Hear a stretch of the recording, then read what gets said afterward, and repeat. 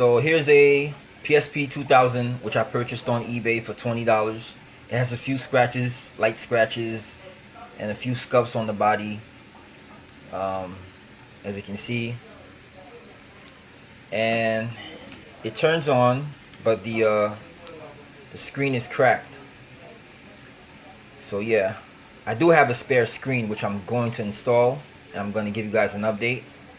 So as you guys can see, I've installed the new screen with the spare screen that I had, and here's the cracked screen, which is this right here.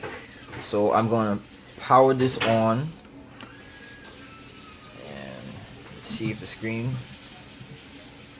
yep, it's good as new. So here's an update. I have the PSP 2000, the silver color.